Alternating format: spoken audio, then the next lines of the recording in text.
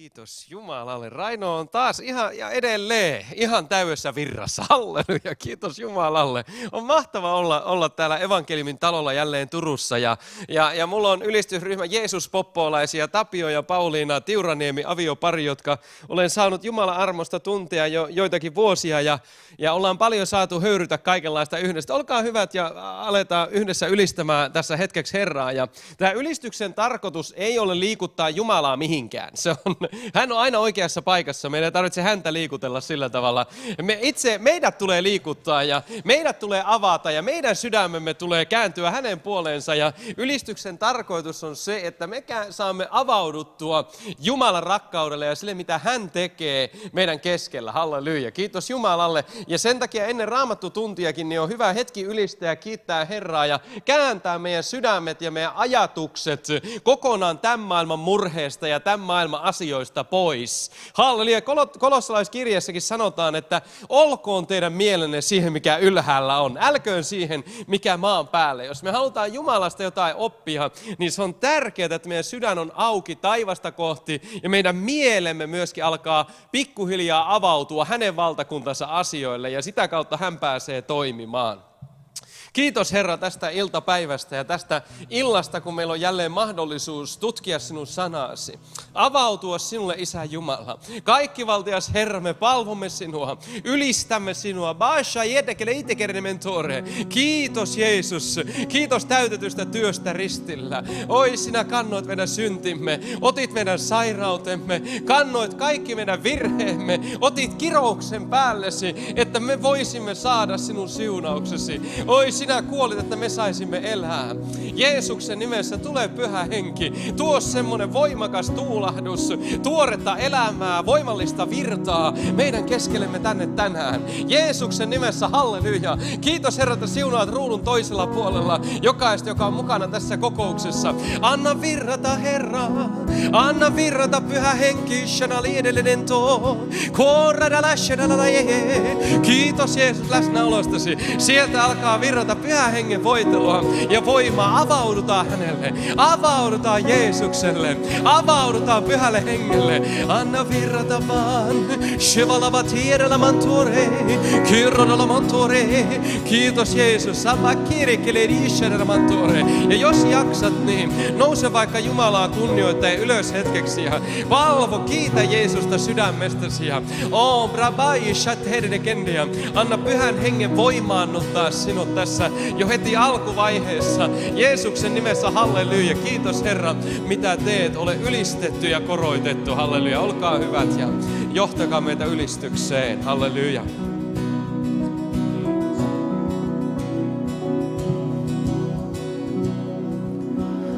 Nostakaa nyt portti, avatkaa jo ove.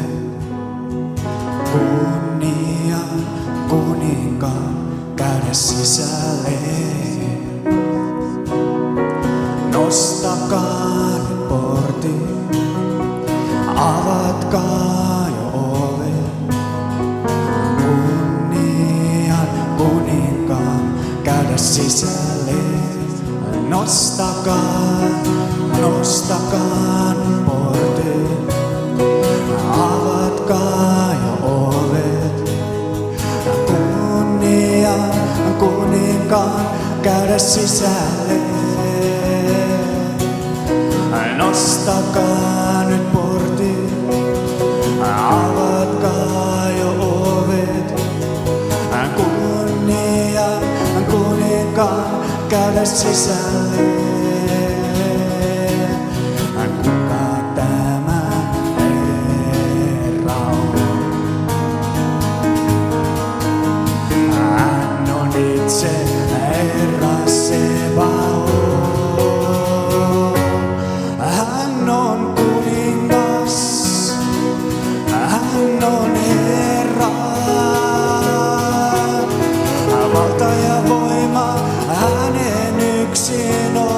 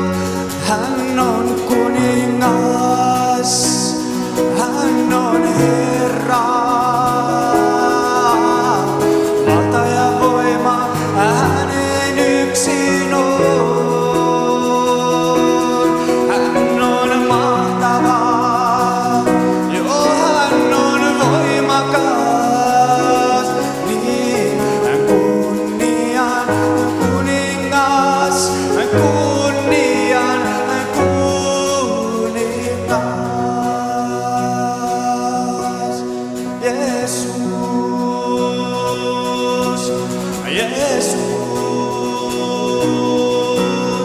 Jeesus. Kunnia, kunnia, kunnia, kunnia. Kaikki temppelissä sanoo kunnia.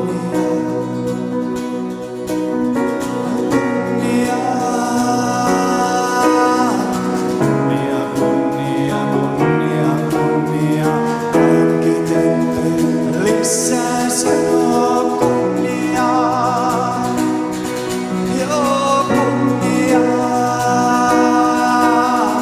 Kunnia, kunnia, kunnia, kunnia. Kaikki temppelissä sanoo kunnia. Kunnia. Kunnia, kunnia, kunnia, kunnia. Kaikki temppelissä sanoo kunnia. Kunnia. Kunnia, kunnia, kunnia, kunnia. Kaikki temppelissä sanoo kunnia. Kunnia. Kunnia, kunnia, kunnia, kunnia. Kaikki temppelissä sanoo kunnia. Kunnia. Hän on kuningas. Hän on Herra. Valta ja voima hänen yksin on. Hän on mahtava. Hän on voimakas. Niin kunnia, kunnia, kunnia, kunnia.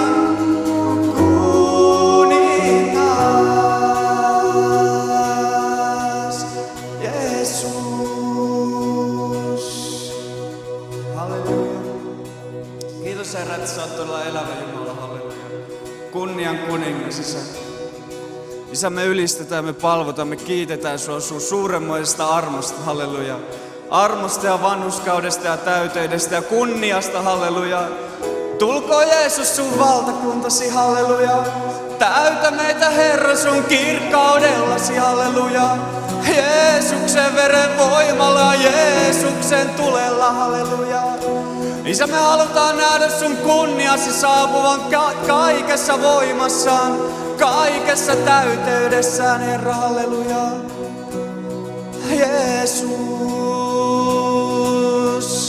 näytä meille sun todellisuutesi, näytä meille sun todellisuutesi, näytä meille sun kirkkautesi. Joo, Jeesus, Jeesus.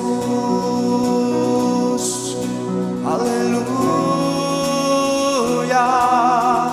halleluja, halleluja, halleluja, halleluja,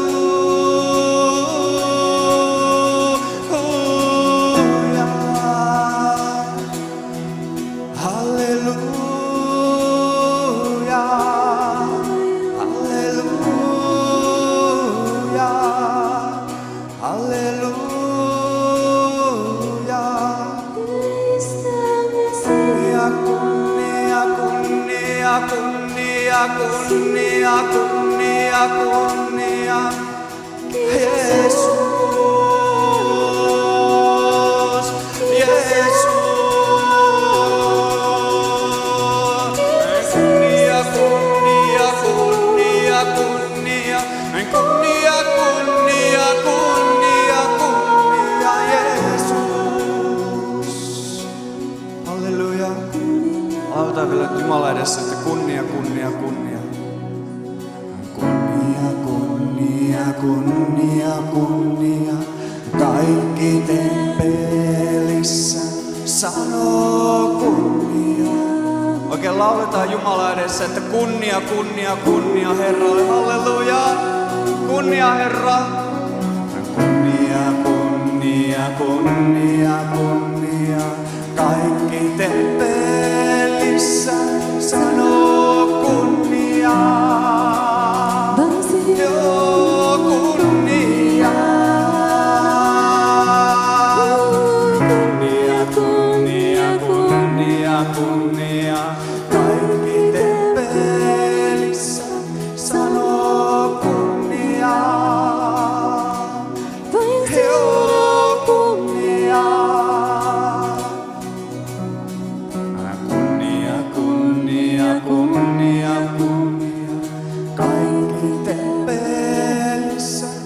sanoo kunnia.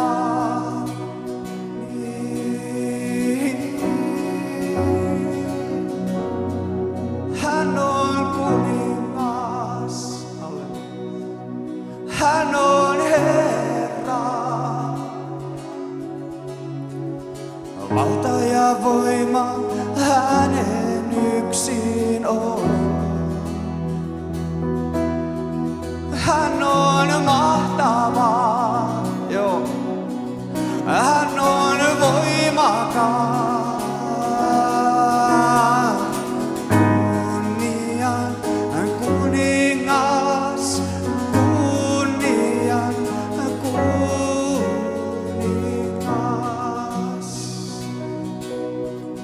Halleluja. Kiitos Jeesus.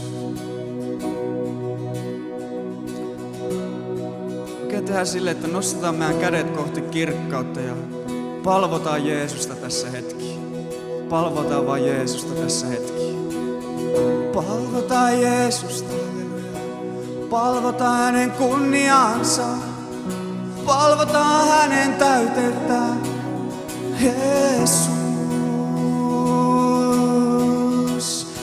Jeesus, palvottu kuningas, halleluja. Halleluja, hän on kuningas, hän on mahtava.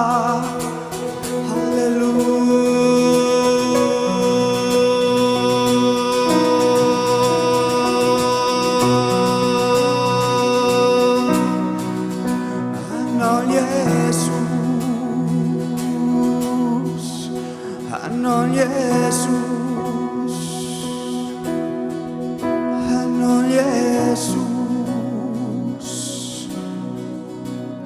on Jeesus, hän on kuningas, hän on mahtava.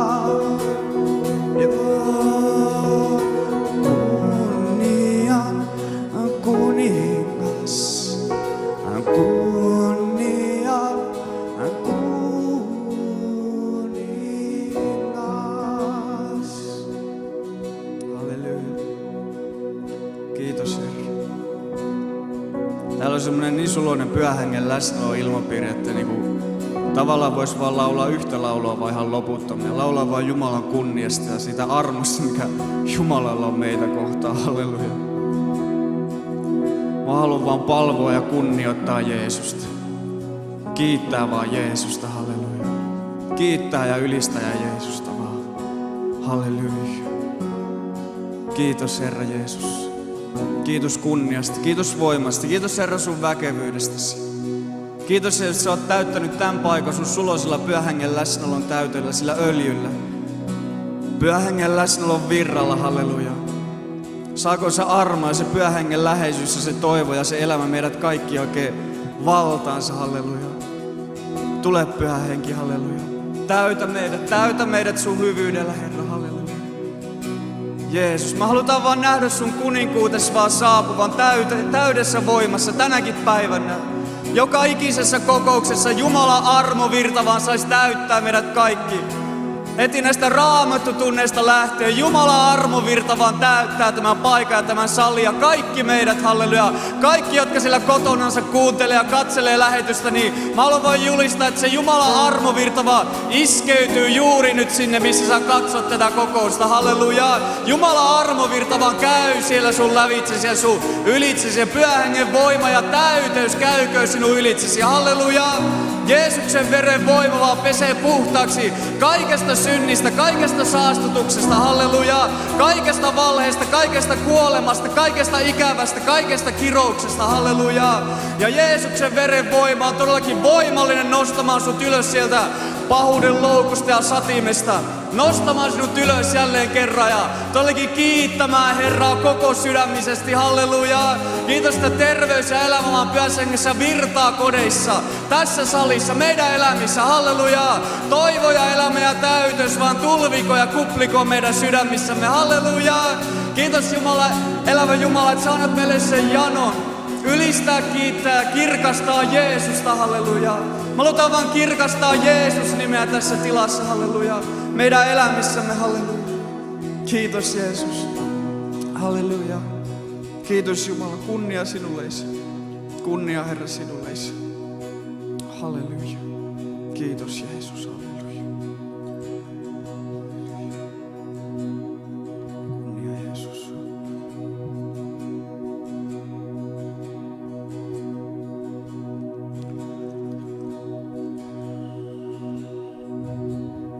Halleluja.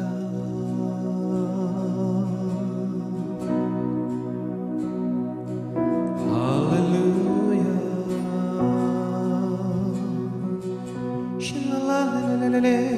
Halleluja.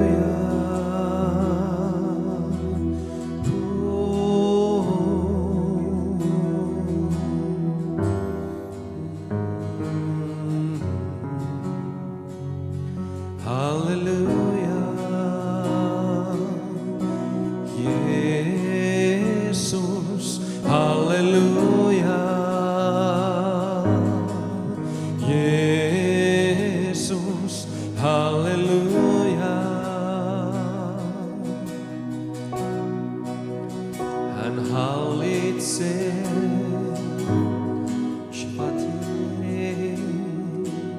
Kiitos Jeesus. Kohota katseesi Jeesukseen. Avaa sydämesi hänelle.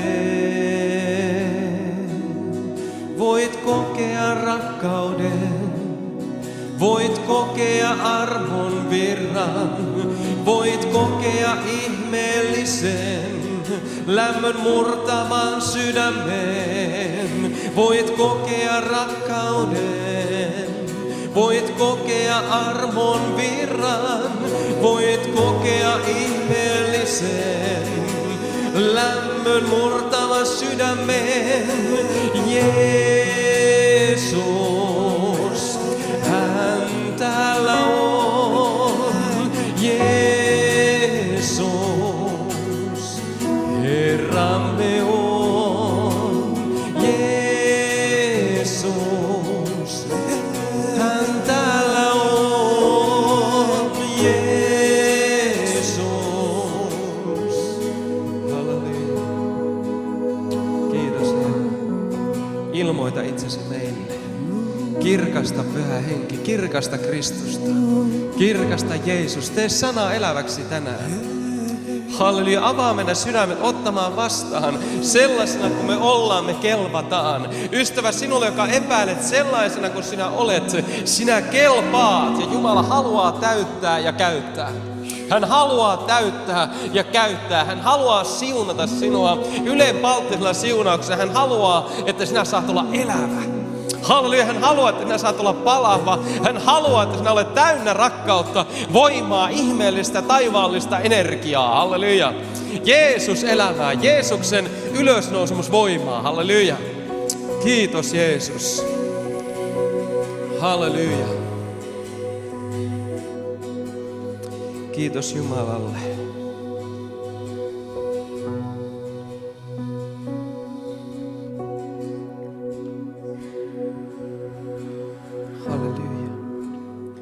Tulee sellaisia Pyhän Hengen armolahjoja, tulee vaikutuksia just nyt, niin otetaan vaan vastaan. Halleluja.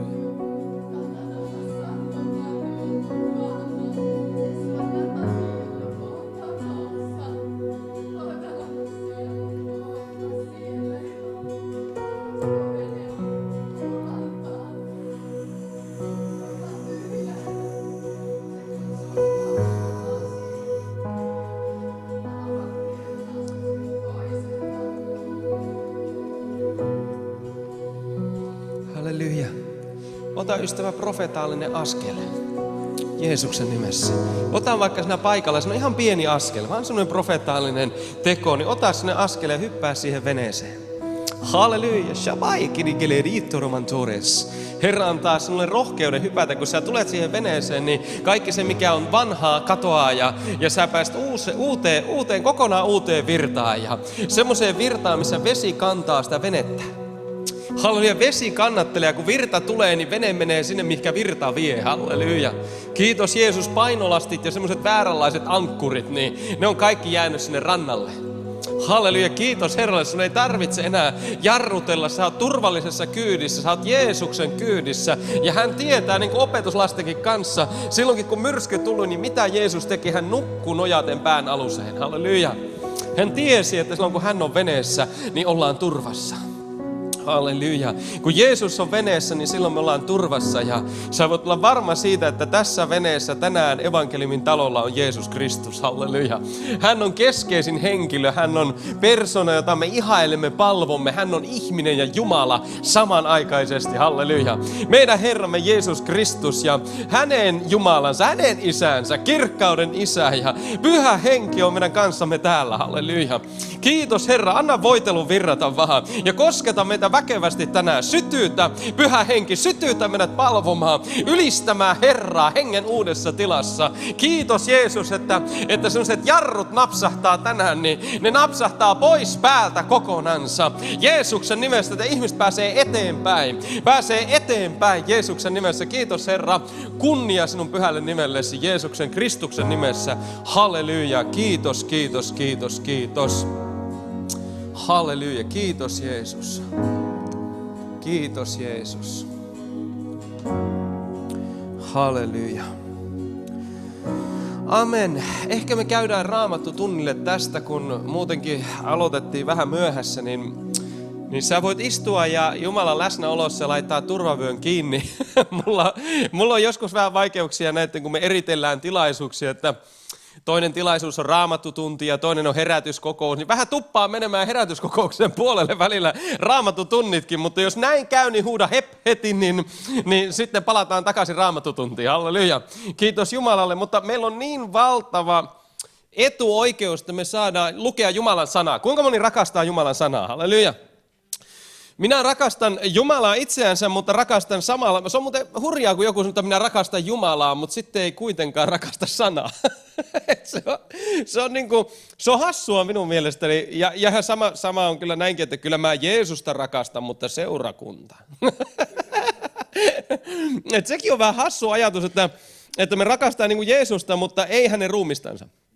Mikä on seurakunta, siis Kristuksen ruumis, joka olemme kaikki uskovat yhdessä. Minä en sillä tavalla tunnusta tällä hetkellä mitään tunnustuskuntia. Huomaan, että ne on olemassa ja niillä on jokaiselle oma tehtävänsä, mutta niin kuin olen täällä aikaisemminkin sanonut, että me ollaan kaikki luterilaisia. Miten niin? No sillä perusteella, että se on yksi uskosta, yksi armosta. Halleluja, kiitos Herralle. Me ollaan kaikki helluntalaisia sen takia, että meidän keskellä vaikuttaa pyhä hengen tuuli. Amen. Me ollaan kaikki vapaakirkollisia, koska vapauteen Kristus vapautti meidät. Ja metodisteja sen takia, koska ilman pyhitystä kukaan ei ole näkevä Jumalaa. Ja baptisteja sen takia, että se, joka uskoo ja kastetaan, se pelastuu. Halleluja. Ja me ollaan uuskarismaatikkoja sen takia, koska henki antaa kullekin niin kuin hän hyväksi hän näkee. Halleluja. Ja hänellä on lahjansa jokaiselle. Eiks niin? Amen. Jumalalla ei ole semmoinen sillä tavalla lempilapsia, paitsi me ollaan kaikki hänen lempilapsiansa. Joka ikinen meistä, ja hänellä on meille varattuna vain parhaita lahjoja. Me ollaan kaikki Jumalan lapsia ja Kristuksessa, Jeesuksessa kanssaperillisiä. Sanotko aamen? Ja sitä me opiskellaan täällä tänään. Siis nythän me katsotaan Raamatusta jälleen Galatalaiskirjettä. Jos sulla on Raamattu mukana, niin kaiva Galatalaiskirje. Se on siellä Raamatussa Uuden testamentin puolella. Ja kuka osaa heti sanoa, että siellä on roomalaiset, sitten on korintolaiset. Ja tuleekohan se galatalaiset sitten, vai onko siinä vielä efesolaiset välissä? Kyllä se tulee suoraan korintolaisten jälkeen. Niin Galatalaiskirje löytyy sieltä ja nyt me aletaan käsittelemään tämmöistä paikkaa Raamatusta kuin Galatalaiskirjeen 4. luku. Viimeksi, jos mä oikein muistan, niin me yritettiin päästä mukamas, käsiteltiin 3. luku loppuun. Galatalaiskirjeen 3. luku on sellaista tavaraa niin sanotusti, että sitä ei pysty yhdessä, eikä kahdessa, eikä 3, eikä 4 raamattutunnissa käsitellä loppuun. Se päästään vasta pintaraapasu. Ja nyt minun täytyy käydä pieni pätkä 3. luvun puolelta, että mä saan pohjustettua tämän 4. luvun alun tähän, niin että ollaan sillä tavalla kaikki samassa veneessä, halleluja. Galatalaiskirjeen 3. luku jae 23 sanoo näin. Ennen kuin usko tuli, vartioitiin meitä lain alle suljettuna uskoa varten, joka oli vastedes ilmestymä. Niin muodoin on laista tullut meille kasvattaja Kristukseen, että me uskosta vanhurskaiksi tulisimme. Mutta uskon tultua me emme enää ole kasvattajan alaisia, sillä te olette kaikki uskon kautta Jumalan lapsia Kristuksessa Jeesuksessa. Sanotko aamen? Halleluja.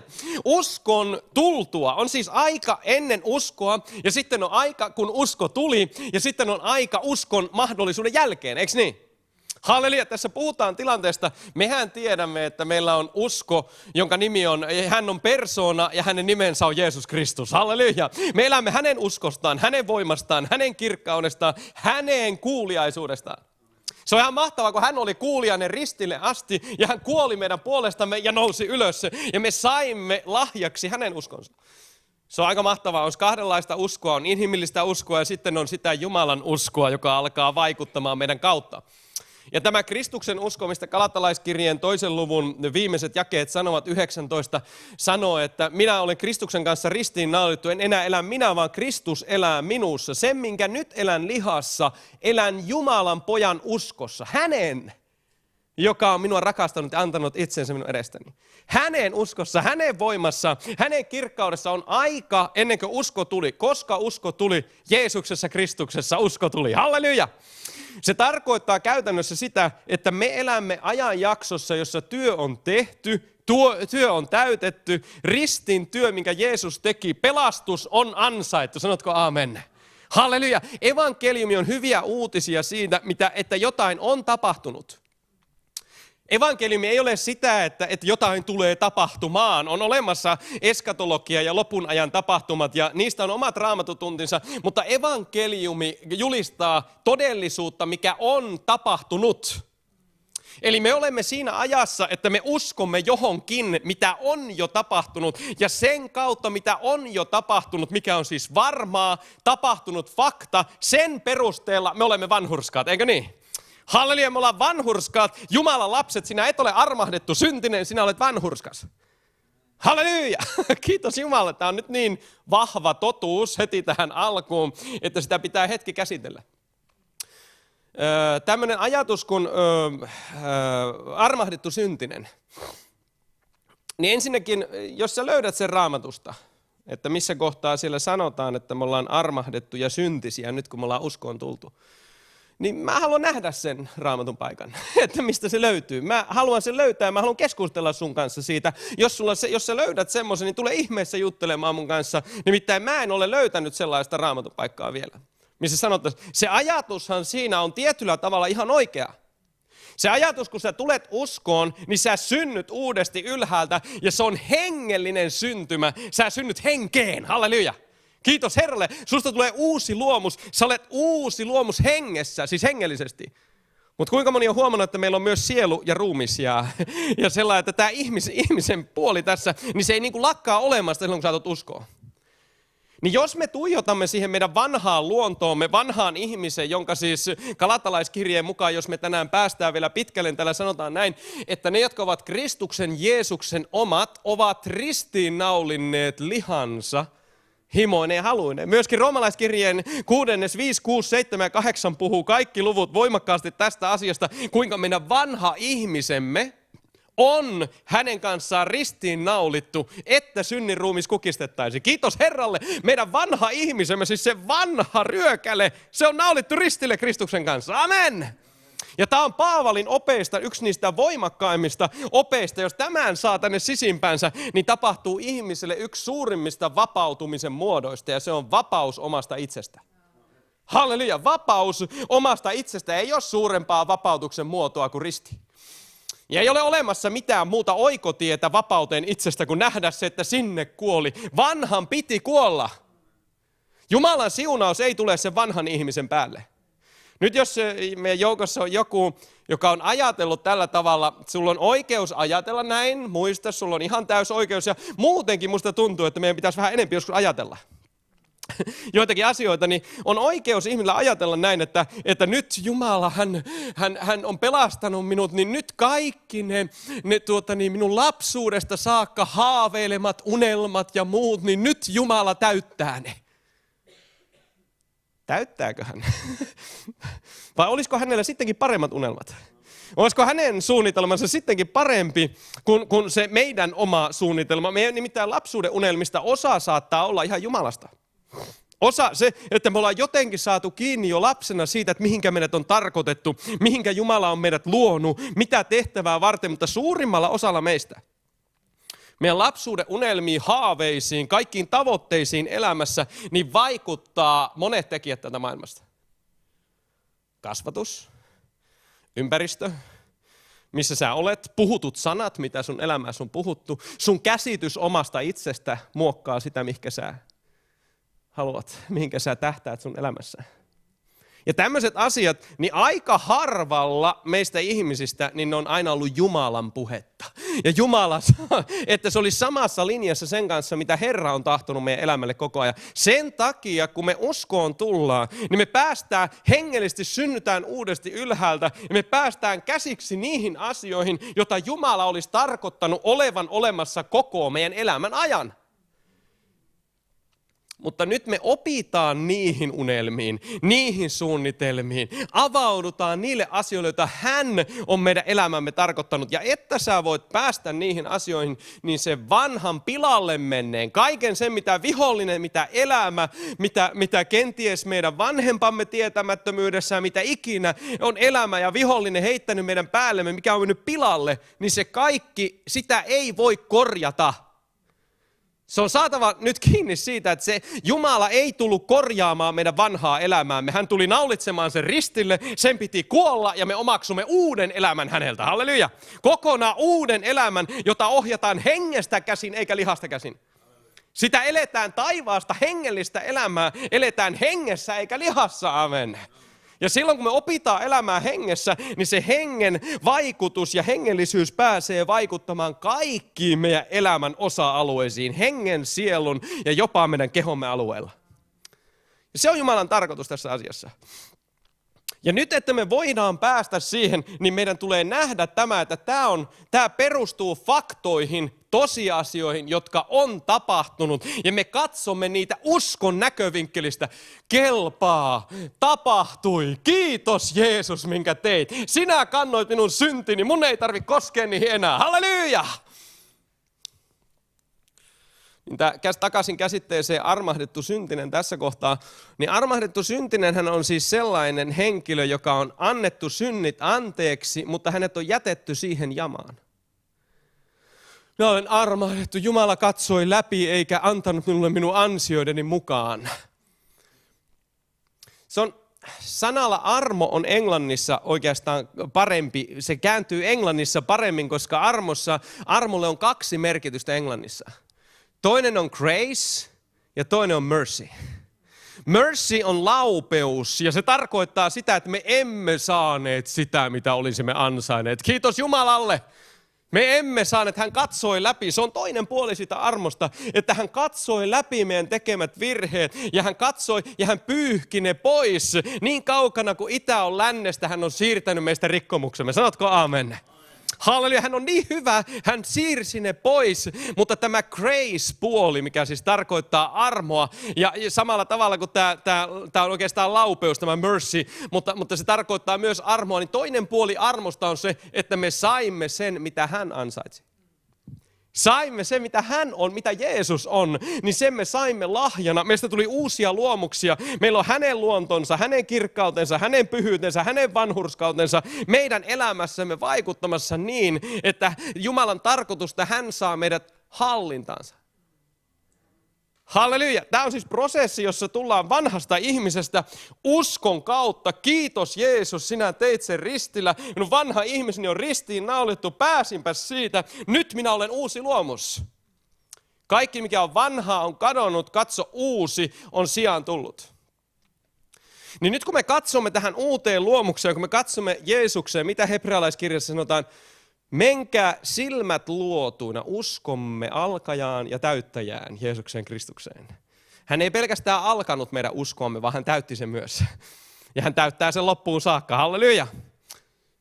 Meidän uskomme alkaa ja täyttää, siis uskon vaihtoehto, mistä Paavali tässä galatalaiskirjeessä, niin Jeesuksen kautta tuli kaikkien saataville. Se on hienoa, kun Paavali tuo galatalaiskirjeessä mukaan Abrahamin ja 430 vuotta sen jälkeen annetun Mooseksen lain, ja kuinka Abrahamille tämä uskon vaihtoehto oli jo olemassa silloin. Halleluja! No uskon isä, amen! Se oli jo alun perin Abrahamille annettu tämä uskon vaihtoehto, mutta hän katseli asioita, jotka tulee tapahtumaan. Huomaa, mikä ero meillä on Abrahamin suhteen, niin on se, että Abraham katseli asioita, että minulle siemenessä, Jumala lupasi, minun siemenessäni tulevat siunatuksi kaikki sukukunnat maan päällä. Kuinka moni muistaa, kun Jumala lupasi Abrahamille, että hänen siemenessään tulevat siis yhdessä siemenessä, joka oli Kristus. Niin Abraham katsoi, että joskus tulee se päivä, jolloin minun siemenessäsi kaikki sukukunnat. Me katsomme, se tuli se päivä. Halleluja! Jeesus tuli maan päälle. Sana tuli lihaksi ja asui meidän keskellämme. Hän meni ristille, hän sovitti, hän lunasti, hän pelasti, hän paransi, hän nosti meidät ylös. Hän kantoi kirouksen. Halleluja! Hän voitti kuoleman. Me katsomme sitä asiaa niin kuin uskon näkökulmasta, vaikka Abrahamkin katsoi uskon näkökulmasta, niin hän odotti sitä tulevaa. Me uskomme siihen, mikä on faktaa, mikä on tapahtunut. Sun pelastuksesi on varma. Sano vierustoverille, että jos uskot Jeesukseen, niin olet varmassa pelastuksessa. Halleluja. Ja tätä kautta, siis uskon vaihtoehdon kautta, niin kaikki muut vaihtoehdot suljettiin pois.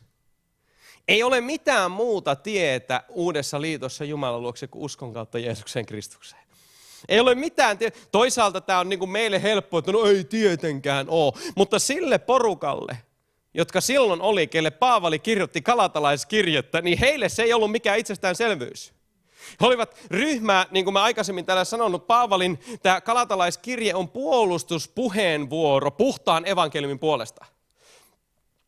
Siihen asti oli eletty sellaista lakikeskeistä uskonnollista vaikutusta. Jumalan kanssa oltiin liitossa, kyllä, Abrahamin perillisenä, tietyllä tavalla Abrahamin perillisenä, mutta koska sitä uskon vaihtoehtoa ei sillä tavalla ollut kaikille saatavilla, niin sitten annettiin laki rikkomusten tähden jäljestä, että jollakin tavalla pysyttäisiin siinä liitossa. Ja tässä tulee se lisäymmärrys siihen lakiin, että lain tarkoitus itse asiassa oli todeta koko maailma syylliseksi. Kenenkään ei ollut tarkoitus tulla vanhurskaaksi lain kautta, eikä Jumalalle kelpaavaksi lain kautta, vaan jokaisen piti tulla armoa tarvitsevaksi lain kautta. Jumala antoi sen lain, että hän voisi, eikö se ole hurja Jumala, kun hän halusi syyllistää kaikki. Tämä puoli, Jumala halusi tehdä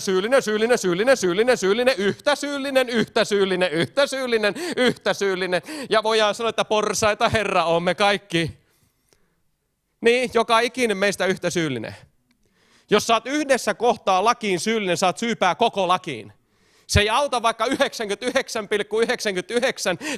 niin olisit pyhäkoulun paras oppilas ja osaisit hymyillä oikein ja tekisit kaikki hienosti ja olisit syntynyt parhaimpaan sukuun ja omasta mielestäsi vaeltanut puhtaalla omalla tunnolla koko elämän. Jos Jeesus tulee sinun viereen, niin hän näyttää sinulta, katoppas nyt. Ei onnannut. Ei onnistunut. Ja kun me ollaan pienessäkin kohtaa rikottu, niin laissa on se inhottava puoli, että synnin palkka on kuolema. Ja siinä ei auta mikään muu. Se on, joka ikinen on meistä. Lain tarkoitus oli asettaa kaikki niin pyhät kuin papit ja pahat samalle riville ja todeta koko porukka syylliseksi. Mutta kiitos Jumalalle, että hän ei lopettanut sitä tähän. Miksi hän antoi lain? Että hän kaikkia armahtaisi, halleluja. Ei sitä varten, että saisi todeta kaikki syylliseksi, no niin, syyllisiä ootte, minkäs teette, ja lähtee pois, vaan ei. Hän totesi syyllisyyden, että ihmiset osais kaikki ottaa vastaan hänen armonsa. Osaisivat kaikki vaeltaa armosta, kaikki tulisivat Jumalan tykö anteeksi pyytäen ja anteeksi saaden. Halleluja, eikö se ole mahtavaa? Ja tätä asiaa Paavali hyvin voimakkaasti galatalaiskirjeessä, se on yksin uskosta, se on yksin armosta, yksin Jeesuksen Kristuksen tähden. Jos uskot tähän, niin sano aamen. Se on Jeesus plus ei yhtään mitään. Halleluja, sinä kelpaat Jeesuksen tähden, hän on täysin mielistynyt sinuun. Sä oot Jumalan lapsi, syntynyt hengestä, sen tähden, mitä Jeesus teki ristillä sinun puolestasi. Jos sinä uskot siihen, mitä hän teki, niin se riittää tässä asiassa. Ja tästä alkaa kaikki hengellinen vaellus. Siitä alkaa, siis alkuasetelma on tämä. Ja nyt me mennään 4. lukuun. Nyt kun me ollaan tässä tilanteessa, mennään 4. lukuun Galatalaiskirjettä. Minä sanon, täällä Paavali sanoo, mutta minä sanon. Se on muuten jännä, että näihin Raamattuun tuli nämä luvut ja itse asiassa nämä jakeetkin, jaejako ja lukujako tuli vasta sitten myöhemmin munkkien kautta. Se on alun perin ollut yhtä pötköä, yhtä tekstiä, ja nämä luvut on tullut. Niin tässä tämä 3. luku loppuu näin, että mutta jos te olette Kristuksen omat, niin te siis olette Abrahamin siementä, perillisiä lupauksen mukaan. Mutta minä sanon, niin kauan kuin perillinen on alaikäinen, ei hän missään kohden eroa orjasta, vaikka hän onkin kaiken Herra. Mitäs hän nyt tässä alkaa kertomaan? Kiitos Herra, että autat minua julistamaan ja opettamaan tämän asian niin kuin sä oot mun sydämelleni sen opettanut. Vaan hän on holhoojan ja huoneen haltijain alainen isän määräämään aikaan asti. Samoin mekin, kun olimme alaikäisiä, olimme orjuutetut maailman alkeisvoimien alle. Mutta kun aika oli täyttynyt, lähetti Jumala poikansa vaimosta syntyneen, lainalaiseksi syntyneen, lunastamaan lainalaiset, että me pääsisimme lapsen asemaan. Ja koska te olette lapsia, on Jumala lähettänyt meidän sydämemme pyhän poikansa hengen, joka huutaa Appa, Isä. Niin sinä et siis enää ole orja, vaan lapsi, mutta jos olet lapsi, olet myös perillinen Jumalan kautta. Englanninkielinen Raamattu sanoo tässä, että Kristuksen kautta. Olet perillinen Kristuksen kautta.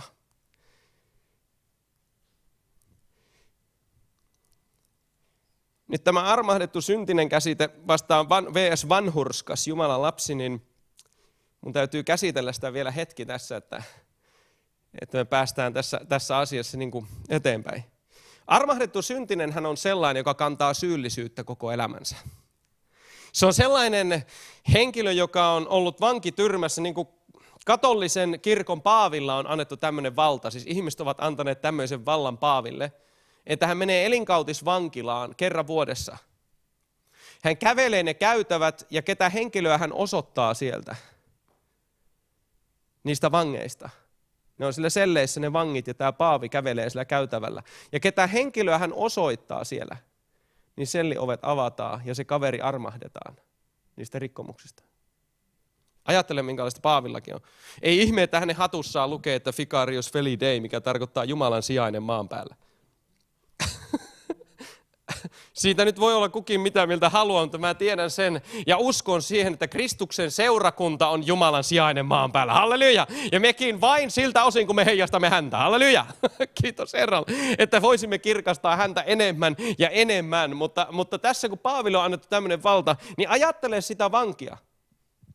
Hän on siellä sellissä, hän tietää tehneensä rikoksen, hän tietää, että hänet on tuomittu ja hän on kärsimässä sitä rangaistusta täällä vankilassa siitä rikoksesta ja siitä tuomiosta. Niin nyt Paavi tulee ja osoittaa häntä, ovi avataan ja sanotaan, että kävelepäs ulos, että Paavi oli sitä mieltä, että sinut armahdetaan. Niitä kaveri katsoo niitä vankeja, ystäviänsä. Mä oon ollut heidän kanssaan täällä nyt vuosikausia ja minun kohdalleni osuu tämä arpa nyt ja minä lähden täältä nyt pois, niin kun hän kävelee sitä sellistä ulos, onko hän vapaa? Hän edelleen tietää olevansa syyllinen, mutta hänet armahdettiin. Armahdus tuli hänen osallensa, mutta syyllisyys jäi. Hän kävelee vankilasta ulos, ei tässä nyt paljon vapautta tunnu, että vaikka kalterit on pois ympäriltä, niin kyllä minä tein sen rikoksen. Minun olisi kuulunut niin kuin muidenkin vankitoverien istua siellä sellissä ja minut vapautettiin kyllä siitä rangaistuksesta, siitä niin, mutta syyllisyys jäi. Tämä on hieno kuvaus armahdetusta syntisestä. Sinä sait armon, mutta syyllisyys jäi. Syyllinen mikä syyllinen, koko ikäni olen syyllinen. Jumala tarjoaa tähän lääkkeeksi sitä, että kyllä me olemme kaikki syyllisiä, mutta se vanha syyllinen, se naulittiin ristille Kristuksen kanssa. Kiitos Herralle, halleluja, sinne meni ja me nousimme ylös uutena luomuksena, joka on vanhurskas, pyhä Jumalan lapsi. Vanhurskas tarkoittaa sellaista, että syyllisyys on pyyhitty pois. Halleluja, Jumalalle kelpaava. Sellainen niin kuin sä et olisi vankilassa koskaan ollutkaan. Nyt se muistutus siitä syyllisyydestä ja muisto meidän syyllisyydestämme on siellä vanhan ihmisen puolella. Se täytyy nähdä tämä asia. Ja jos me lähdetään tekemään jotakin sen vanhan luontomme mukaan, niin me taas aletaan pelaamaan sen syyllisyyden kanssa. Ja taas me joudutaan syyllisyyden vankilaan. Ja taas me joudutaan niihin samoihin asioihin. Mutta jos me vaellamme sen uuden luontomme mukaan ja keskitymme siihen, kuka me olemme hänessä, kuka hän on meissä, mikä hänen voimansa, niin hän pikkuhiljaa muuttaa koko meidän elämämme heijastamaan sitä, mitä tänne sanaan on kirjoitettu. Halleluja. Ei ihme, että siellä sanotaan Johanneksen kirjeessä, että sellaisia kuin hän on, sellaisia mekin olemme tässä maailmassa. Sellainen kuin Jeesus on, kuinka moni haluaa olla niin kuin Jeesus? Samanaikaisesti me nähdään, että me ollaan matkalla, eikö niin? En minä ainakaan ole niin kuin Jeesus vielä, ei lähes tulkoonkaan, mutta matkalla sitä kohti, halleluja. Ja joitakin osa-alueita minunkin elämässäni hän on saanut hallintaansa. Ja pitkälti on kysymys siitä, että nyt kun mä elän uskossa, niin hän päivä päivältä enemmän ja enemmän saa minussa tilaa. Halleluja, missä hänen periaatteensa, hänen elämänsä, hänen hyvyytensä, hänen rakkautensa saa meissä tilaa. Ja sitä kautta me opimme ulos siitä vanhasta käyttäytymismallista. Vaikka se vanha ihminen on naulittu ristille, niin täällä on tämmöinen, kuinka moni on huomannut, että meillä on tämmöinen tietokone täällä. Ajattelee samalla lailla kuin se vanha. Puhuu samalla lailla kuin se vanha. Käyttäytyy samalla lailla kuin se vanha. Vaikka se on poistunut näyttämöltä ja se on kuollut, se on naulittu ristille, sillä ei ole laillista oikeutta enää sillä tavalla vaikuttaa sun elämässä, niin ennen kuin sä opit uudet käytösmallit, ne vanhat jyrää. Tämä muuten todistaa herätysten historiakin tämän asian, että aina kun jonkun herätysliikkeen sisältä syntyy jotakin uutta, niin se vanha pyrkii nielasemaan sen. Siinä jää niin kuin kaksi vaihtoehtoa. Joko se uusi pullahtaa ulos sieltä vanhasta, tai sitten se vanha lähtee mukaan siihen, mitä. Ja tässä niin kuin uutena luomuksena on hyvin suotava, että vanha lähtee mukaan siihen, mitä uusi tuo. Halleluja! Että me ollaan niin kuin myötämielisiä sille muutokselle. Jumala ei tee sinusta Jeesuksen kaltaista väkisin. Jos sä haluat olla sen, minä olen aina ollut tämmöinen, hän sitä ole sitten. Ei hän tee väkisin, että jos et haluat, näin me ollaan aina painettu, no painakaa tästä eteenkin päin sitten. Että ei hän puutu siihen asiaan, me ollaan nimittäin taivaskelpoisia siitä huolimatta. Hänelle pääasia on se, hän niin kuin katselee sitä, että olette siinä maailmassa pienen pätkän ja tänne te olette tulossa, mutta olisi niin kiva käyttää teitä siinä matkalla. Olisi niin kiva elää teidän kautta siellä maailmassa siinä matkalla. Hänellä ei ole toista kanavaa kuin sinun elämällesi. Halleluja! Kiitos Herralle. Sinun kauttasi hän haluaa toimia. Sinut hän haluaa saada hallintaansa, mutta ei sillä tavalla, että otetaan niskasta kiinni ja viedään Kari seurakuntaan. Istupas siinä. Ei vaan se tulee sisältä ulospäin. Jumalan rakkaus pakottaa, vaatii, laittaa meidät liikkeelle, saa sen sysäyksen aikaiseksi, antaa se energiaa ja voiman, mitä siihen tarvitaan. Sisältä ulospäin, elää uuden liiton elämää, elää todeksi sitä, mitä Jumalan sanassa on sanottu. Niin tähän nyt ohjeeksi tämä 4. luku. Tällä on oma merkityksensä Galatalaiskirjeen 4. luvulla niille ihmisille, jotka oli siellä paikalla, mutta mä haluan puhua tästä, että me ymmärretään, mikä sen merkitys on meille, jotka on täällä tänään paikalla. Uuden liiton kansalaisena, nimittäin tämä on voimakas hengellinen periaate, mikä nousee tästä. Tässä sanotaan, että ennen kuin Jeesus tuli, niin meidät laitettiin lain alle holhoojan ja huoneenhaltijain alainen isän määräämään aikaan asti. Alkeisvoimat, luonnollinen järjestys, mitä maailmassa on, esimerkiksi tämmöinen kuin maan vetovoima, jos sä hyppäät katolta, niin sä tiput alas. Ootko huomannut, että täällä on maailmassa vetovoima? Nämä on tämmöisiä alkeisvoimia, mitkä Jumala on laittanut alusta lähtien olemaan täällä maailmassa. Ja ihmiset ilman Jumalaa ovat niiden lainalaisuuksien alla. Sitten sen lisäksi annettiin vielä laki pitämään meitä, ja mikä oli lain tarkoitus, kasvattaa meidät Kristukseen. Mä sanoin, jos et sä joltain osa-alueelta on vielä kasvanut Kristukseen, niin tankkaa lakia. Kun tankkaat lakia ja annat sen lakihenkisen vaikutuksen, niin kyllä se tuuppaa sinut lopulta sinne Kristukseen. Sä et nimittäin ei sitä lakia pysty kukaan täyttämään, joka on tosissaan yrittänyt sitä, niin tietää, mistä mä puhun. Nimimerkillä kokemusta olen rystyset valkoisena yrittänyt täyttää Jumalan vaatimuksia omassa itsessäni. Ei onnistu. Se voi tulla esimerkiksi tämmöistä itselle kuolemisesta. Kuole itsellesi, kuole itsellesi, kuole itsellesi, kuole itsellesi. Mitä enempi yrität kuolla itsellesi, sitä elävämmäksi itsesi huomaat. Jos minä yritän kuule lihassa kuolla itselleni, nyt pistetään elämä järjestykseen. Mihin mä Jeesusta tarvin? Se kuolema itselleni, se tapahtuu, kiitos Jumalalle, kun hän antaa ilmestyksen. Kun hänet naulittiin ristille, minä kuolin. Halleluja! Ja mä pidän itseni kuolleena.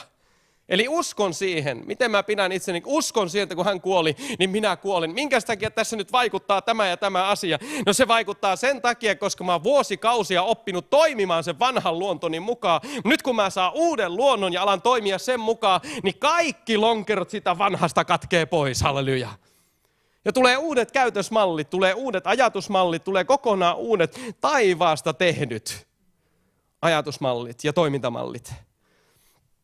Ja tämä on joskus pitkä prosessi, ja siihen tämä periaate, mikä tästä nousee, niin toinen asia, vaikka me oltiin Kristukseen asti huoneenaltiain alaisia, me oltiin Kristukseen asti lain alaisia, että meitä kasvatettiin kohti Kristusta. Pidettiin karsinassa ja kasvatettiin kohti Kristusta, sitä todellista vapautta. Niin samalla tavalla meidän uskon elämässä, kun tässä sanotaan, että niin kauan kuin perillinen on alaikäinen. Me ollaan Kristuksen perillisiä, täysvaltaisia Jumalan perheen jäseniä, sanotko aamen? Mutta niin kauan kuin mä olen alaikäinen, niin mä huomaan, että tämmöiset hengelliset periaatteet on olemassa mun elämässäni. Kiitos Jumalalle, että hän rakastaa mua niin paljon, että hän ei anna mun käteeni hengellistä rynnäkkökivääriä silloin, kun mä oon lapsi. Joskus käy sillä lailla, kun mulle kävi ihan oikeasti lapsuudessa, kun me asuttiin, mun isä oli armeijan ylivääpeli ja asuttiin kasarmialueella lapsuus ja isä oli päiväunilla, niin mä hiippailin aselaatikolle ja kävin hakemassa sieltä Suomi-konepiste oli ja kävelin hiekkalaatikolle. Että 5-6-vuotiaana poikana, kun hoitotätit oli ihmeissään, kun mä menin ja osoittelin siellä perhepäivähoitajia, oli se leikkikenttä täynnänsä, niin voin sanoa, että siellä oli opeteltu, mitä tarkoittaa suojautuminen. Me asuttiin kasarmilla, muista.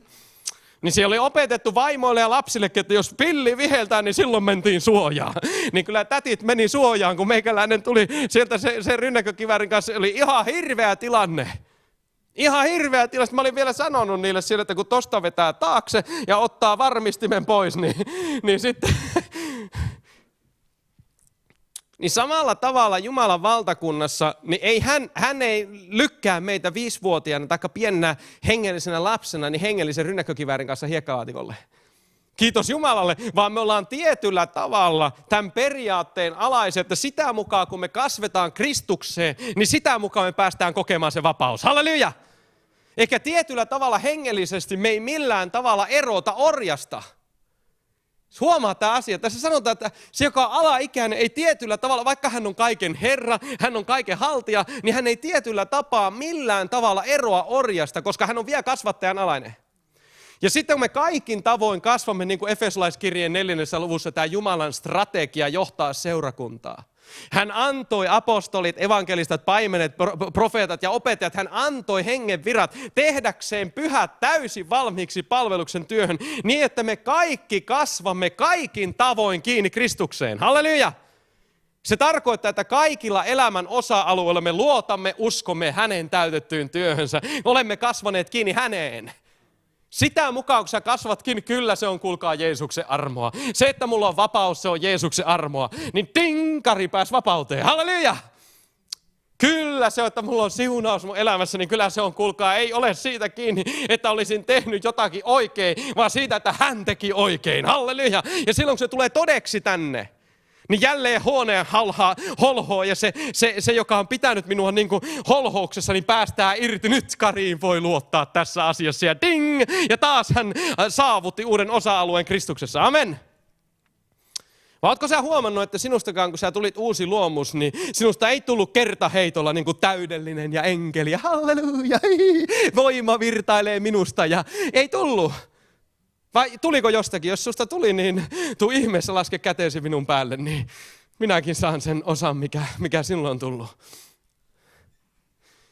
Vaikka sä oot Kristuksessa, sä olet saanut kaiken lahjaksi, sä olet saanut kaiken armosta, sä olet kaiken perin, sä oot kaiken Herra, haltija, amen. Kristuksessa Jeesuksessa me saimme koko taivaan aarteiston ja se on annettu, koko limppu on annettu meille, halleluja.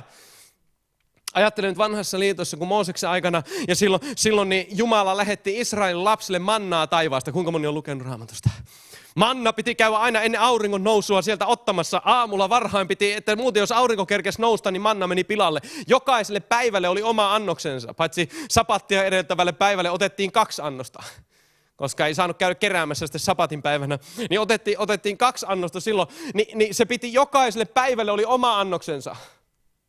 Uudessa liitossa Jeesus sanoi, että ei, teidän taivaallinen isänne ei Mooses antanut sitä leipää erämaassa, vaan teidän taivaallinen isänne antaa totisen leivän. Herra, anna meille aina sitä leipää. Jeesus sanoo, minä olen se leipä. Halleluja, minä olen se leipä, minä olen elämän leipä. Halleluja, kun sulla on Jeesus, sulla on koko limppu. Ei pelkästään aamun annos, eikä pelkästään 1 päivän annos, vaan sulla on koko iankaikkisuuteen riittävä annos. Kun sulla on Kristus, sulla on kaikki. Mutta silti tämä periaate on edelleen voimassa. Et sä voi syödä kattilallista puuroa kerralla. Kuinka moni on huomannut, että jos sulla on puuro hellalla ja se on täynnänsä puuroa, sä alat kaatamaan sitä, niin rinnukset palaa. Niin, Kristuksessa sama homma, me syödään lusikka kerralla. Vaikka me ollaan saatu koko limppu, me ollaan saatu, meillä on se koko täyteys, me ollaan, niin kuin täällä sanotaan, vaikka kun orja ei millään tavalla eroa orjasta, kun hän on alaikäinen, vaikka hän onkin kaiken Herra. Me ollaan saatu se kaikki, mutta me opitaan siihen, uskossa sulautuu meihin se, ja me opitaan siihen askel kerrallaansa kohti hänen kaltaisuuttaan, ja tämä on meille turvallista. Halleluja! Sen takia tämä hengellinen periaate, vaikka tässä puhutaan siitä, että nämä voimat vaikutti silloin ennen kuin Kristus tuli, niin Kristuksen jälkeisessä ajassa, niin tiesitkö ystävä, että luomakuntakin odottaa ja huokaa, että missä ne Jumalan lapset on? Missä ne täysvaltaiset Jumalan pojat ja tyttäret, jotka vaeltaa siinä virrassa ja voimassa ja vapaudessa? Luomakuntakin huokaa, että tulkaa nyt esille jo. Ja Jumala tekee pyhän henkensä kautta jatkuvasti työtä meissä, että hän saisi Kristuksen kaltaisuuden meissä esille. Halleluja! Niin nämä Jumalan lapset, jotka on oikeasti vapaita lapsia, jotka on saavuttanut sen, mitä Jumala on luvannut, niin he eivät ole edes tämän maailman näiden voimien alla. Eivät vai? Ei. Ajattele, Jeesus oli prototyyppi. Mitä hän teki, kun myrskys ja tuuli? Vaikene, ole hiljaa. Ja myrskyt tottelivat häntä. Mitä hän teki silloin, kun hän oli rukoilemassa siellä vuorella yksinään ja näki, että jaahas, pojat meni puoleen väliin järveen, kerkes karkuun, kerta kaikkiaan. Minäpä hilippasen tuosta vetten päältä perässä. Hän ei ollut tämän maailman voimien alaisuudessa. Ja hän oli ensimmäinen taivaasta syntynyt. Halleluja, vaikka hän oli samanaikaisesti Jumala, hän oli myös samanaikaisesti ihminen. Hän näytti meille kuvan, minkälainen Jumala on, ja toisen kuvan, minkälaiseksi me voimme tulla. Halleluja, tässä tämän auringon alla, tässä happitilassa, halleluja! Tämän maailman keskellä oli kuule meidän ympärillä mikä tahansa lainsäädäntö. Niin minä sanon sulle kuule ystävä rakas, että on olemassa elämän hengen laki Kristuksessa, Jeesuksessa, mikä on korkeampi kaikkia muita lakeja. Halleluja, jos me saamme elää sen todeksi, niin voi sitä riemua, sitä voittosaattoa, missä Jumala alkaa kuljettamaan hänen seurakuntansa. Kaikki tulevat vielä näkemään tässäkin maassa, että totisesti, ja mä uskon, että Jumala haluaa tehdä se uskovien perheiden kautta, että totisesti kerta kaikkia, että toi on aivan mahtavaa, kun mies ja nainen on yhdessä. Halleluja! Tässä maassa tullaan näkemään, tuo on aivan mahtavaa, että meillä on tämmöinen avioliittoinstituutio, ja se tullaan näkemään sen kautta, kun uskovien avioliitot voi hyvin. Halleluja!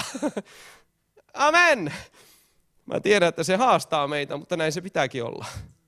Näin se pitääkin olla, koska se haaste ei tule meille, vaan hänelle, joka tahtoo sen tehdä. Halleluja. Ja jos me ollaan myötämieliset, niin hän haluaa sen tehdä. Ja loistakoon oikein uskovia avioliitot tässä maassa. Perinteiset miehen ja naisen väliset liitot. Halleluja. Niin että koko maa saa nähdä, että kyllä se loistaa. Onpas mahtavaa. Se on se paras keino puhua tästä asiasta. Kun koko maa näkee, se ei pysty kieltämään sitä, että kyllä ne on kerta kaikkiaan, että ne on onnellisia. Ja se onnellisuus ei perustu siihen, mitä he omistavat tai mitä heidän ympärillänsä on, vaan siihen, ketä he ovat hänessä ja kuka heidän kanssansa on. Halleluja.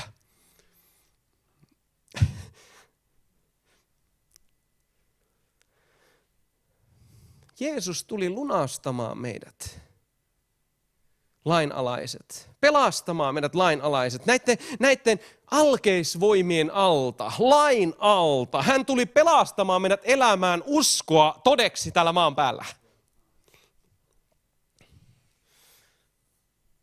Siellä myös sanotaan toisessa paikassa, että hän pelasti meidät siitä turmeluksesta, joka maailmassa himojen tähden hallitsee. Hän pelasti meidät siitä turmeluksesta, joka maailmassa himojen tähden hallitsee. Niin hän pelasti meidät siitä. Ja nyt me olemme prosessissa, että se koko hänen pelastustyönsä, että me kasvamme hengellisesti täyteen mittaan, miehuuteen, naiseuteen, hänessä lapseuteen, Jumalan lapseuteen, kasvamme täyteen mittaan siitä, niin että nämä holhoojat ja huoneenhaltijat voi hyvillä mielin tuupata meidät ulos. Että kyllä, kasvanut Kristukseen tällä osa-alueella, tällä osa-alueella, tällä osa-alueella, tällä osa-alueella ja kaikilla osa-alueilla. Halleluja. He eivät enää ole huoneenhaltijat alaisia, he ovat vapaita, amen. Halleluja! Tuleeko näistä ihmisistä sitten laittomia, kun he ovat kokonaan laista vapaa? Ovatko he sitten laittomuuden lapsia, niin kuin Raamatussa sanotaan, että tulee laittomuuden lapsi? Ei he ole, heidät on siirretty kuoleman laista elämän hengen lakiin, halleluja. Ja se laki määrää heidät olemaan elossa. Halleluja, he oppivat sydämestänsä elämään sellaista elämää. Tämä johtaa leveämpään elämän virtaan. Tämä johtaa suurempaan Jumalan kirkkauteen. Tämä tie johtaa läheisempään Jeesus-suhteeseen. Halleluja. Ja he sydämestään tekevät sitä. He haluavat tehdä sitä. Mikä tässä onkin tässä vanhurskaan ja armahdetun syntisen käsitteessä kaikista suurin ero, niin vanhurskas ei halua tehdä syntiä. Se haluaa Jumalaa. Halleluja. Vanhurskas on sydämestänsä, tahtoo jatkuvasti lähemmäs Jumalaa. Armahdettu syntinen on syntisessä tilassa ja kuitenkin kamppailee, että jos kuitenkin tekisi vähän vielä syntiä. Vanhurskas ei halua tehdä syntiä sydämestänsä, se on uusi luonto. Ei enää Aadamin luonto on perisynnin alle syntynyt, mutta Kristuksen luonto ei ole koskaan ollut synnin alla. Halleluja, kiitos Jumalalle. Ja kun me saimme hänen luontonsa, niin me olemme vapaat siitä vanhasta luonnosta. Halleluja, mutta tämä on oppimisen prosessi, missä me kasvamme kaikilla osa-alueilla niin, että huoneen haltijat ja holhojat voivat luottaa meihin. Halleluja, Kristuksessa vapaa. Halleluja. Saitko kiinni tästä, mitä mä yritän sulle sanoa? Kuinka moni sai kiinni? Tarviiko mun vielä pyöriä tämän saman asian ympärillä? Tämä on nimittäin niin tärkeä asia. Tämä on niin tärkeä asia. Kun yritetään selittää sitä elämää, missä me nyt eletään hengessä, niin se ei ole laitonta elämää. Eikä se ole sellaista elämää, missä mennään mihin sattuu ja miten töpsähetään mihinkä sattuu, vaan sillä on Jumalan periaatteet, Jumalan toimintatavat, jotka ohjaavat meitä, mutta ei enää ulkoisena pakkona, eikä semmoisena karsinana, vaan sisältä tulevana johdatuksena, jossa Jumalan ihmeelliset asiat toteutuu sisältä ulospäin. Tämä on nyt vahvaa ruokaa ja mä uskon, että meillä on hampaat. Halleluja. Raamattu sanoo, että vihollisen hampaat murskataan. Halleluja. Mutta kiitos Herralle, että täällä ei ole vihollisia. Amen. Että silloin kun syödään pihviä, niin on hyvä olla hampaat. Että voi pureskella se. Ja kiitos Jumalalle. Tämä on niin mahtavaa.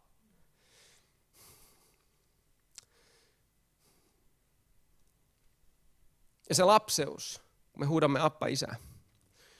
Se lapseus, Jumalan lapseus. Halleluja. Niin se on syntymäperusteinen. Ei suoriutumisperusteinen. Sinä olet syntynyt hänen lapsekseen. Sä et ole tullut sinne suoritusten perusteella, kiitos Jumalalle. Tämäkin on yksi niistä asioista, mistä niin monet meistä sanoo, että totta kai se on niin, eihän tässä mitään ansioita. Mutta sitten kun me tullaan uskoon, niin kuitenkin me löydämme itsemme ansaitsemasta Jumalan mielisuosiota. Kuitenkin me löydämme itsemme suorittamasta hänelle asioita, mitkä me selvästi huomaamme, että ei tämä tule nyt sydämestä. Tämä tulee jostakin muualta.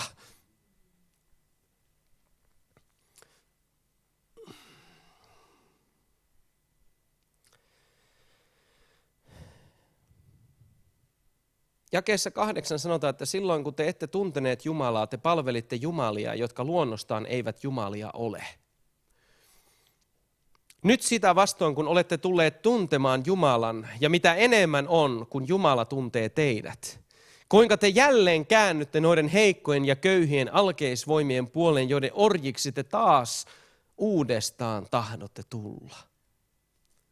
Sitten Paavali alkaa tässä luettelemaan, että te otatte vaarin päivistä ja kuukausista ja juhla-ajoista ja vuosista. Minä pelkään teidän tähtenne, että olen ehkä turhaan teistä vaivaa nähnyt. Tulkaa minun kaltaiseksi, koska minäkin olen tullut teidän kaltaiseksi, ne veljet. Minä pyydän sitä teiltä, ette ole mitenkään minua loukanneet. Tiedättehän, että ruumiillinen heikkous oli syynä siihen, että minä ensi kerralla julistin teille evankeliumia. Ja te tiedätte, mikä kiusaus teillä oli minun ruumiillisesta tilastani, että ette minua halveksinut, ettekä vieroneet, vaan otitte minut vastaan niin kuin Jumalan enkelin, jopa niin kuin Kristuksen Jeesuksen. Missä on nyt teiltä kerskaaminen onnestanne, sillä minä annan teistä sen todistuksen, että te jos olisi ollut mahdollista, olisitte kaivaneet silmät päästänne ja antaneet minulle. Tämän raamatun paikan perusteella jotkut on nimittäin opettanut historia-aikana, että Paavali oli lähes sokea, koska he halusivat antaa silmänsä hänelle.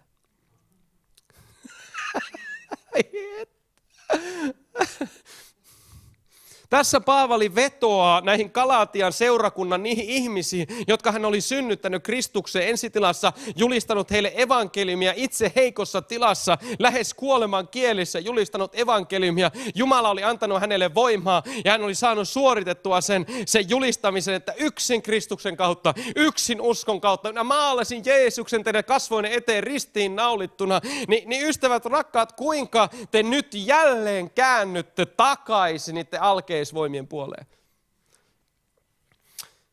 ja lain alle.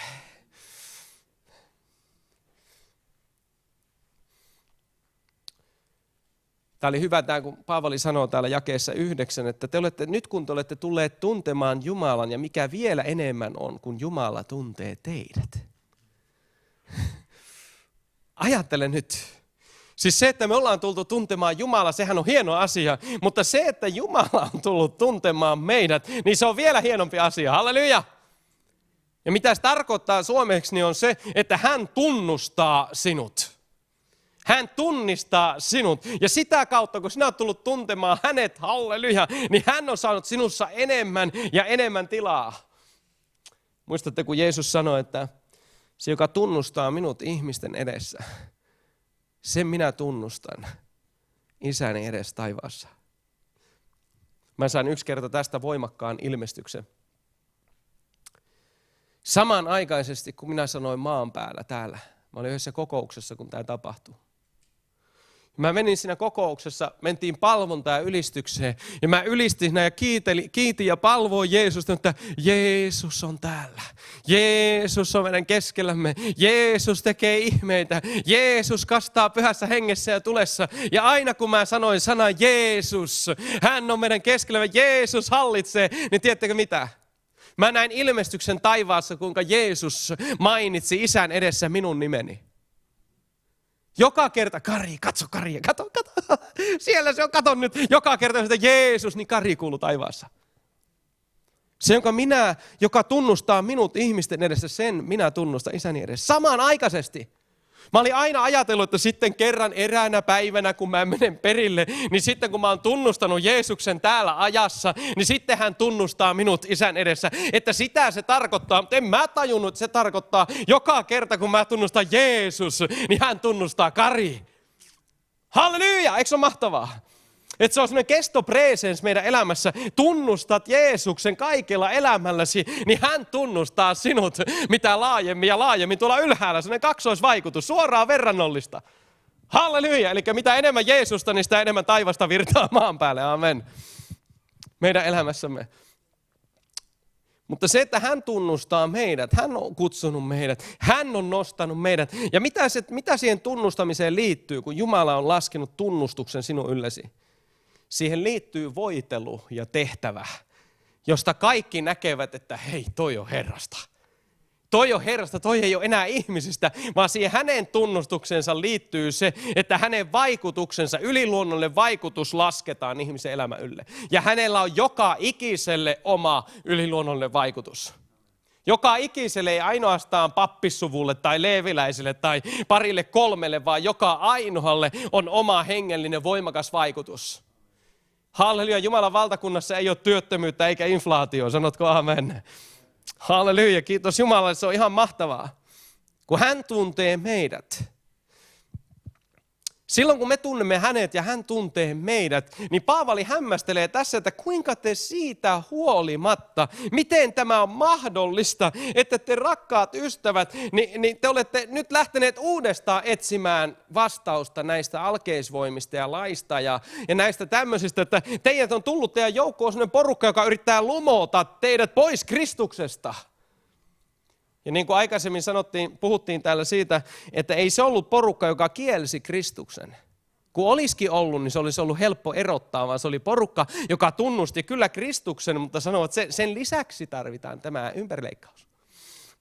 Sen lisäksi tarvitaan tämä ja tämä asia. Ja Paavali tarttuu tähän voimakkaasti ja sanoo, jos te nyt menette ympärileikkauttamaan itseneen, Kristus ei ole teille miksikään hyödyksi. Jos sä menet yhdeltä kohtaa lain alle, niin sun täytyy täyttää koko laki. Se on parempi pysyä pois lain alta kokonaan. Halleluja, kiitos Herralle. Kuolla pois laista, elääksemme Jumalalle. Amen. Laki tappoi meidät. Kiitos Herralle. Jeesuksessa me kuolimme. Meidät haudattiin ja me nousimme ylös. Halleluja. Lain vaatimus on täytetty. Halleluja. Sitten Paavali vetoaa tässä myöskin kuulijoihinsa, että ei ole vielä myöhäistä, ette ole minua mitenkään loukanneet, en minä ole millään tavalla nyt semmoisessa tilassa, että nyt on peli menetetty, että nyt minä enää halua teidän kanssa tehdä mitään. Ei ole menetetty, käännytään uudestaan Kristuksen puoleen, halleluja. Sitten hän vetoaa, että kun ensi kerran mä tulin teidän luoksen, te muistatte, että mun tilani oli semmoinen, että te otitte vastaan niin kuin taivaan enkeli, jopa Jeesuksen Kristuksen. Kaikki oli kirkasta, kaikki oli selvää. Mitä on tapahtunut? Mitä nyt on tapahtunut? Miksi tällainen asia vaikuttaa? No kiitos Herralle, että me ollaan kaikki armon alla. Sanotko amen? Halleluja. Sitten hän sanoo täällä, että onko minusta tullut teidän vihamiehenne sen tähden, että minä puhun teille totuuden.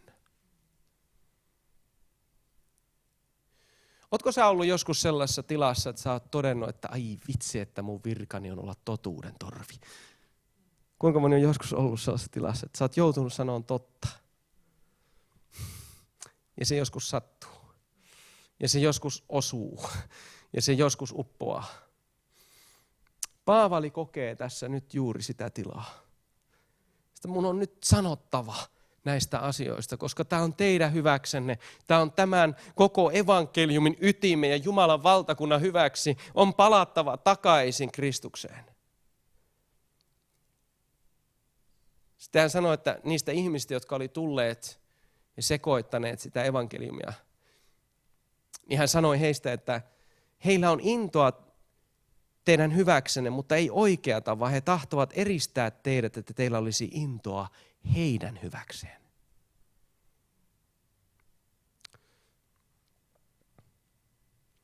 Tuossa kakkososiossa me